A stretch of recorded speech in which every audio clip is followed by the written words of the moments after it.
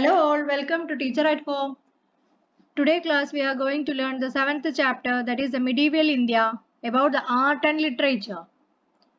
The foundation stone for the world famous Sun Temple on the banks of the river Chandrabhaga was laid in AD 1246. Different kinds of stones were brought from distant mountains. White, black and blue stones were brought from the Nilgiris and distant kingdoms. Stones 25 feet high and weighing 56,000 pounds, intended for the temple dome, were transported from over 100 miles through waterways and were installed at the top of the temple at a height of 200 feet. 1,200 sculptors gave up their comforts and desires and took a vow. We will not go back till the doom of this monarch is fixed. They worked tirelessly for 12 years. അപ്പോൾ കൊണാർക്ക് ക്ഷേത്രത്തെക്കുറിച്ചുള്ള ഒരു description ആണിത് അല്ലേ. 12 വർഷത്തോളം നിർത്താതെ പണിയെടുത്തപ്പോഴാണ് ഇത് പൂർത്തിയായത്. The description given above is an extract from the novel Shilpa Patmam written by Pratibha Roy, the famous Odia novelist. അപ്പോൾ ഇത് എവിടെ നിന്ന് എടുത്താണ്? Shilapatmam. Okay. What information can you gather from it? Stones of different colors were brought from different parts of India for the construction of the temple. Besides the temple at Konark, several other structures were constructed in medieval India. Shall we take a look at these structures and the features? The Pallavas were the rulers based at Kanjipuram in South India. Mahabalipuram was a major city. Temple constructed in Mahabalipuram during the reign of the Pallava king Narasimhavarman are known as Panjaradas. Each temple here is carved out of a single rock. Such rock-cut temples were built in different parts of India.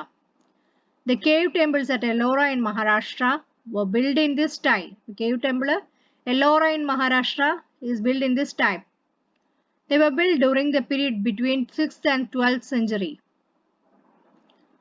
The temple of Buddhists, Jains, Vaishnavidas, Shaividis can be found here. In the period they followed, a new style of temple architecture came into being. In this style, all tall temples were constructed using chiseled rocks. Most of the temples were multi-storied. The Brihadeshwara temple in Tanjavur, constructed during the reign of Rajaraja Chola, and Kamakya temple in Assam epitomize this style. Brihadeshwara temple, Kamakya temple in Assam. Here it is in Tanjavur. Later, the style of adorning temple walls with sculptures became prevalent. Excerpts from the Ramayana, Mahabharata and Bhagavata were carved on the stone walls of the temple. In addition, the sculptures depicting scenes of war and art forms like dance and musical concert also found a place of temple walls. Okay, war, music and dance. Khajuraho temple in Madhya Pradesh. Khajuraho temple, which is in Madhya Pradesh, is an example of style of adorning temples walls with sculptures. The contemporary style of temple architecture in India has developed through different stages. Substantiate. A new style of architecture developed during the Sultanate period. It is known as the Indo-Islamic style of architecture. It is arch, dome and minaret. Skilled architects from Turkey and Persia were brought to India for the construction of different structures. The indigenous sculptors, laborers and masons also joined them. Indo-Islamic style evolved out of the amalgamation of the styles of the both groups. Let's examine the major features of this style. Arch, domes and minarets were the notable features of this style. Figures of flowers, plants were carved for decorating buildings. Mortar, red sandstone and marbles were used in construction. Spacious gardens were set on the building premises. The Qutub Minar was the first building constructed in this style. Construction of the Qutub Minar was started during the reign of Qutbuddin Aibak, the founder of Sultanate. Later, Iltutmish completed the construction. A tall tower and balconies protected from it are the striking features of this building. Indo-Islamic style became popular during the Mughal period. Mughal king constructed several forts, mosques and tombs in this style. Let's have a look at a few of this construction. Humayun's tomb in Delhi is an epitome of this style. It is situated at the center of the beautiful garden. The tomb is made up of red sandstone and marble. The Taj Mahal was constructed in the style and form of this monument. Humayun's tomb, Delhi.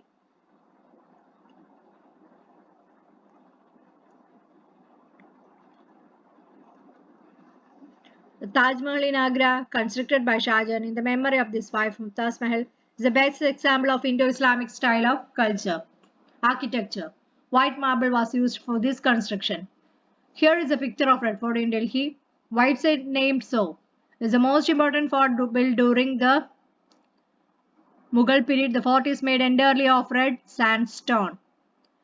Another building constructed in the style is the Juma Masjid in Delhi. Marble and red sandstone were used for the construction. Okay.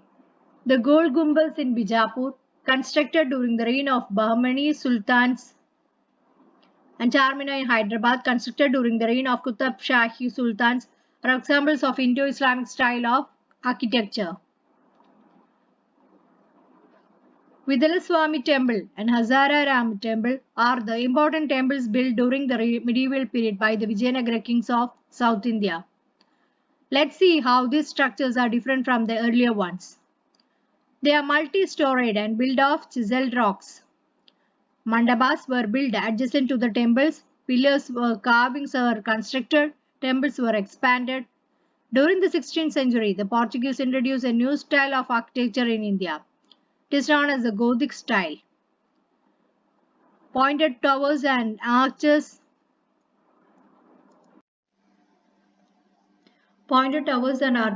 are the major features of this style. The St. Francis Church in Kochi and the Bom Jesus Church in Goa are examples of this style. St. Francis Church, Kochi St. Francis Church, Bom Jesus Church, Goa. The building constructed in the styles of architecture discussed above are the symbols of the rich and cultural tradition of India. Music and painting. Apart from architecture, music also flourished during the medieval period. Architecture കൂടാതെ music medieval period flourish ചെയ്തു. Carnatic music flourished in South India. Purandaradasa was a famous Carnatic musician of the age.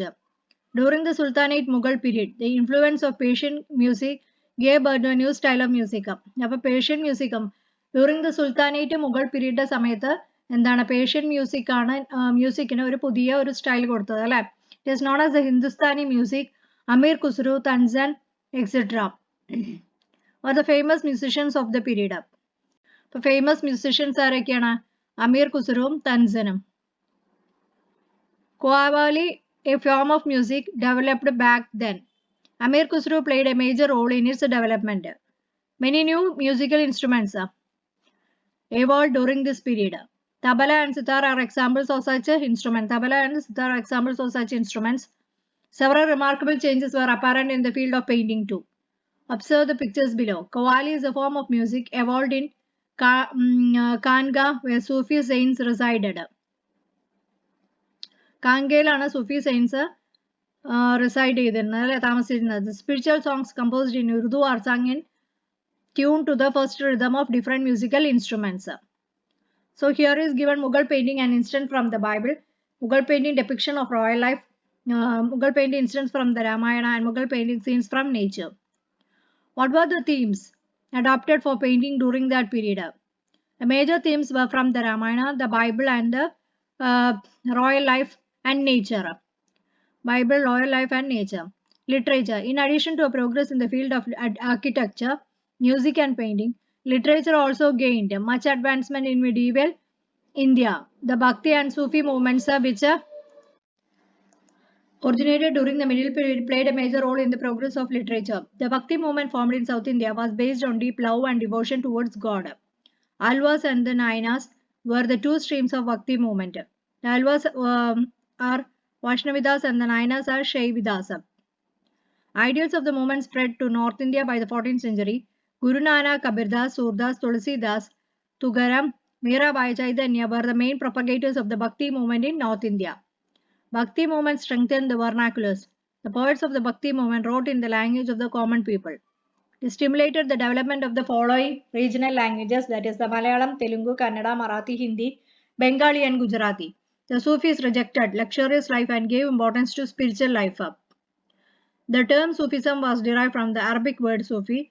Khwaja Moinuddin Chishti, Nizamuddin, Auli, etc. were the propagators of Sufism. Name of some majority literary works in regional languages and the authors are given below. It is Malayalam, Adhyatma Ramayanam Ezhuthachan, regional languages and literary works. Hindi, Ramacharita Manasa Tulasidas.